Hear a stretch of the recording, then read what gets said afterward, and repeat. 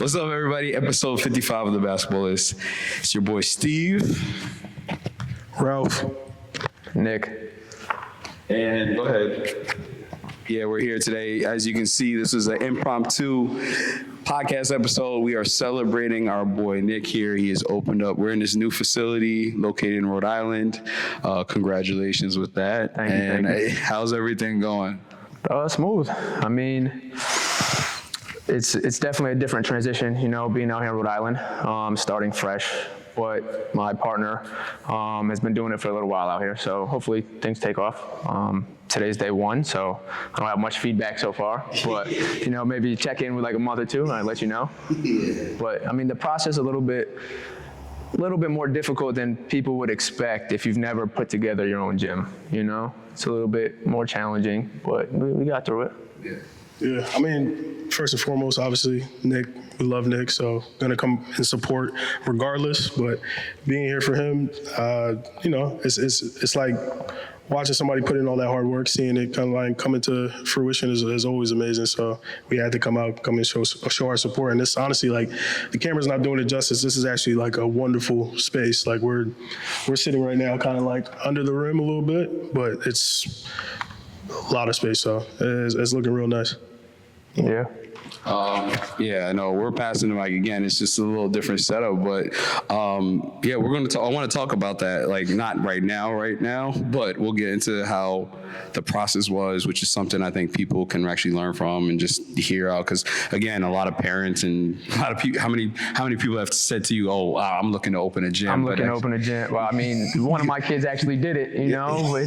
But it's different. One, if you have the funding and can get top quality, materials, floor, hoops, stuff like that, or if you're just starting from scratch and you don't have a ton of like investors or money, you got to take a different route. Yeah, and that's what I'm saying. It's just like a lot of people say it, and not saying they don't back it up and follow through with it, but it's a lot of work that goes into it. Again, it's a lot more challenging than you would expect. Yeah, so I mean, since we're talking about it, like we could just go right into it and then we could just veer off into some basketball things. But like, so going into it, obviously, ambition is something that we talk about. Like you and I have talked about trying to be able to maybe, hopefully, still student do it, like open a spot in a different area. But how did you and your business partner meet and decide to do something like this? So like kind of the story, how you guys met, and this goes to, I guess, link into your origin story, right? Okay. We met in college, freshman year. We played Division III basketball together, and we've just been friends ever since. I've been out here a ton. Like I would always come to Rhode Island whenever like we went home for breaks and stuff like that. We would come out here and play basketball together. I played in a league out here last summer. I come out here a lot. And I've been training for 5-6 years back in Connecticut. He just started his own little training thing out here. He's got 25 clients, but he was just using a gym that was, again, not always available, not consistent, not his own. So, he just hit me up one day and found the building. Everything it happened quickly, but it's all about availability, like we've been looking for years, if there's no spots available, there's no convenient location, there's nowhere that has 30-foot ceilings, it's tough.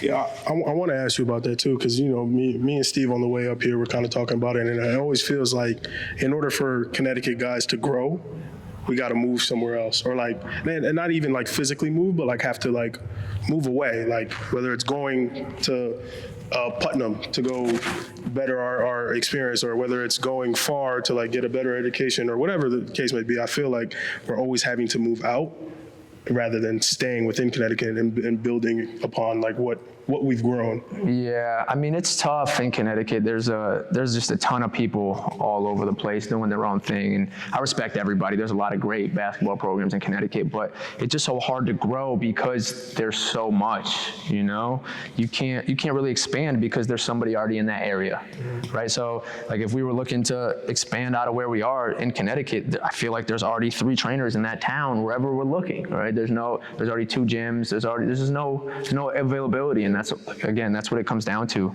And I just felt like out here, I'm Like I don't know a ton about the Rhode Island team, but I don't think there's too many people out here that have their own gyms, right? Again, in Connecticut, I could probably name 20 people that have their own gym.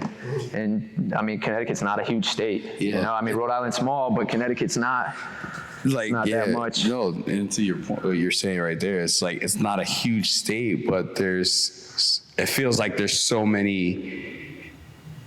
And again, we're in it with Connecticut, so like we see it all the time. We don't know what the scenes in Massachusetts, Rhode Island, New York. I mean, again, I feel like I'm in Westchester, New York, and Connecticut, obviously, but like even in Westchester, like I feel like there's so many people, but like because it's so big, you're not really stepping on people's toes yet or at all. And then when you go to Connecticut, then there's the radius for finding people with basketball is so small. It's like we damn near know almost every single trainer in Connecticut. Yeah, and again, there's a lot of us. We're all over the place. And again, I respect everybody. Everybody's different. But like you said, like stepping on toes. I mean, not stepping on toes. Yeah. But like I feel like a lot of kids train with multiple trainers because again, availability, access. Again, there's people all over the place, every town. So if one person doesn't have a workout one day, you can just go train with the next person. And again, everybody's style is different. Everyone's like training facilities are different, but there's just so much. So yeah, let's jump into that real quick. I mean, we're gonna stick to the basketball facility stuff, but what are your thoughts on having multiple trainers? Like, and you too, Ralph, like what do you think about it? Like, I mean, I have my own opinion, but what do you guys think about that? Because again, like, I'm not one to like be like so defensive about it. I actually encourage people to have one or two trainers. Like if, again, we might get pushback on people having trainers in general, but like more of the fact that I think one or two trainers would be good for somebody. Once you hit 3 or 4, I think that's a lot, but that's me. But how do you guys feel about it? Well, so I have no problem with people having multiple trainers. The training, again, like me, I'm super busy. I could probably only get most people in once or twice a week, right? So if you want to work more than that, you either have to do it on your own or find a different trainer, find a different facility to go to.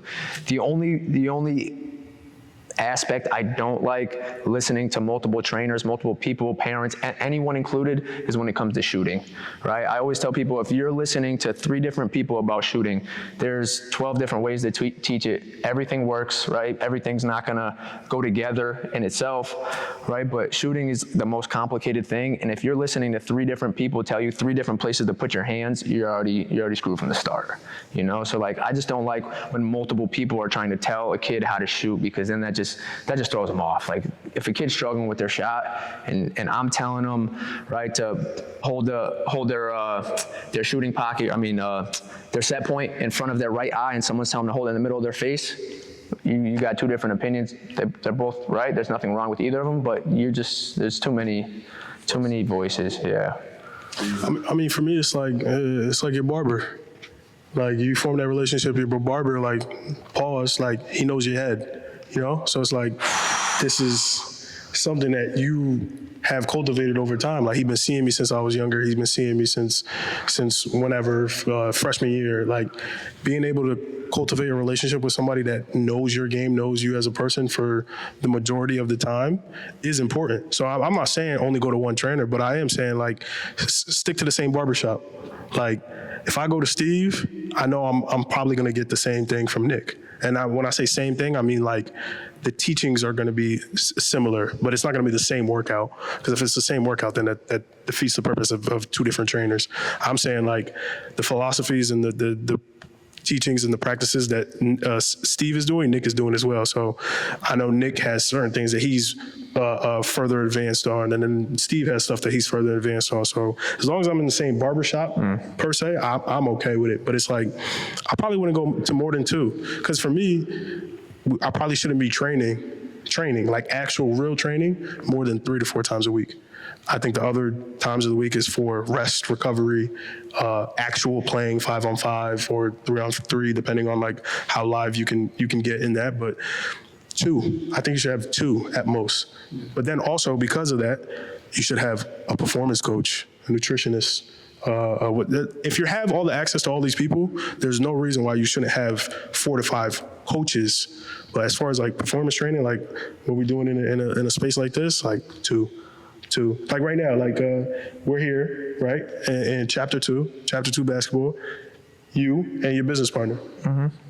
I probably shouldn't see nobody else, right? Because when Nick isn't available, then your partner is. So Yeah. for me, it's like as long as this is open and I can get here, I'm good. 3 to 4 times, and then I'm getting in here and I'm doing the work that I'm supposed to be doing, and I'm under the same roof of training. Yeah, I mean, I think it's one thing, like, again, I like the ideology of sticking to the same barbershop, right? So, like, some people have been, again, just invested for a long period of time, right, Steve? How long have you been training? On and off 8, 9 years, maybe? Right, I'm going on 5 or 6. Some people have been, again, doing it just as long as us. And then you have some, again, I'm not knocking anybody, you have some kids who are just out of college. And again, there's one thing in playing the game, and there's a difference in teaching the game, right? So if you just finished playing and you haven't learned how to teach the game or teach skills, teach knowledge, it's hard to just know how to do it, right? So if you're going from someone who's got 8, 9 years of experience to someone who's fresh into training, like, are you getting the same quality, right? And it's one thing if you're just going, getting in the gym,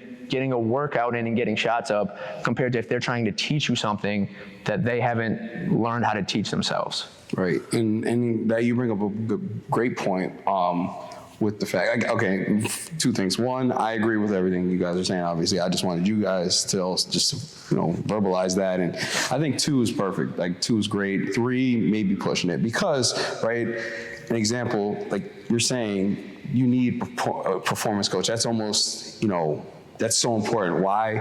I think it's almost more important than having a skills coach, because your body is your body. Like, that's what you're gonna have for the rest of your life, even past basketball. Basketball is gonna stop one day, right? But you having a healthy body, you being mobile and feeding yourself, like nutrition, like that's more so for the longevity. Now, the direct effect is you become a better player because of it. But I think in terms of building a person, like, that's so important. And I don't think enough players understand that, and a lot of, especially parents, like, I've seen so many kids jump from trainer to trainer.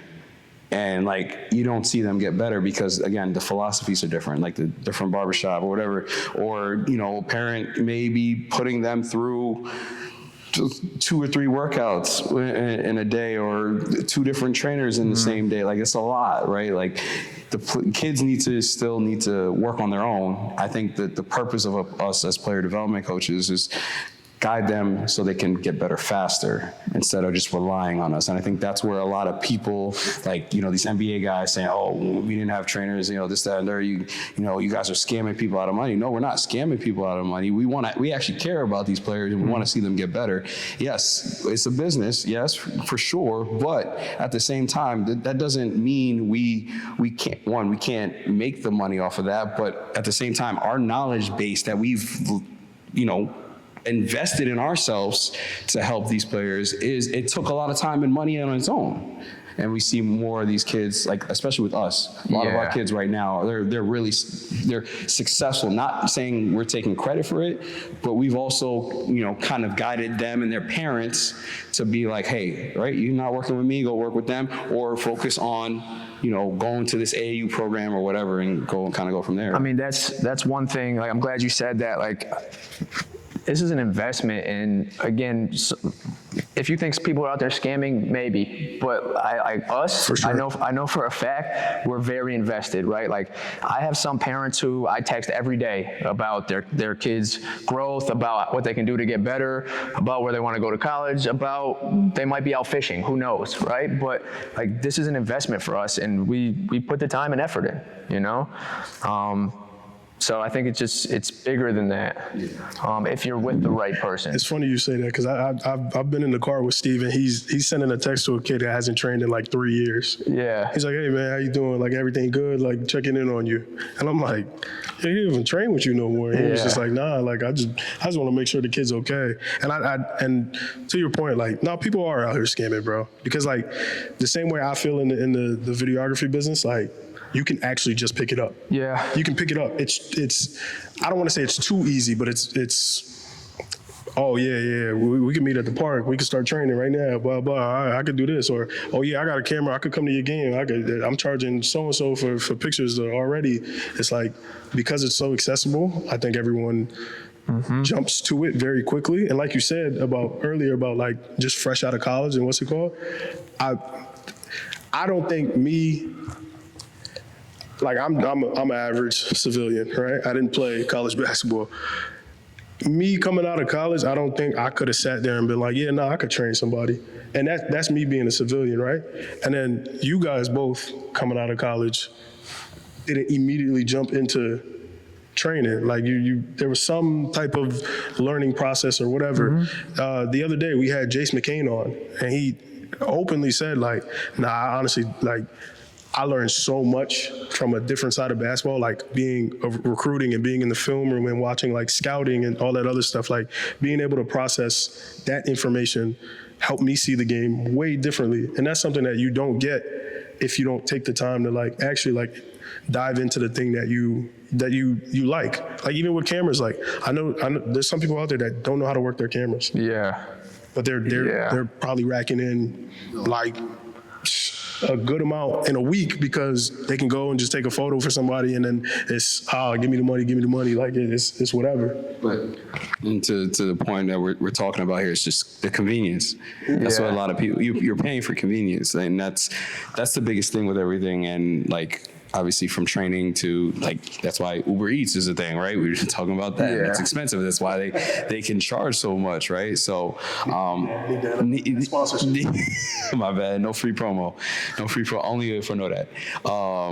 But we are, and just, disclaimer, this is a shorter episode because we're up here. We want to make sure we wanted to get Nick on the pod again, but then we also got to help him get ready with the gym. So what time we got? How much time? Probably like 5-10 minutes. But I got one thing I want to say off of what Ralph just said about like coming fresh out of college and you have like a lot to learn, right? Like before I started officially training at a facility 5, 6, 7 days a week, right? I was training a couple kids here and there at the park, stuff like that. Anybody can show up and do that. I had to go out, right, and learn and study. And I don't know if it was technically considered a class, right? But I had to go out to Michigan, right, and stay with Michael Lancaster for a week and learn from him, learn from all the people at those facilities, train for a week. I mean, I learned a lot from you being underneath you at Revolutions. But again, it took a lot of growth and just learning and knowledge before I got to where I am today, right? Even before I felt comfortable running my own sessions. Yeah, and I think again that's you just putting in the work, just like anybody, right? It's just, if you really want to be good at something, you just got to put in the work. You got to put the research in. You got to do all that stuff, which is very important. Fast forward to what you got going on right now, like. Just, kind of give us the abridged version, like how'd you guys, in terms of just on the business side of things, how did that come about? Like being able, you said your partner found this, but like on the back end, like, was it, obviously stuff you save for, stuff like that? Like, again, I'm not trying to, pocket watch or anything, but like, it's just more about just understanding, like, it's a real investment. Like, if people want to do something like this, it takes time for you to build yourself up first to get the money, to have a name, and then be able to kind of execute on a plan like this. Well, I mean, that's the first thing. You have to have the name first, because if you just build a facility, it's going to be tough, right, to get people to come in and commit to, joining your investment, right? If you don't have a name or have any training experience. Right. But that's the thing. Like opening up a facility again, it's a risk. Yeah. Regardless. Yeah. So again, it's challenging, but at the same time, if you do it right, you'll succeed. Right. Yeah. And then like, what are things?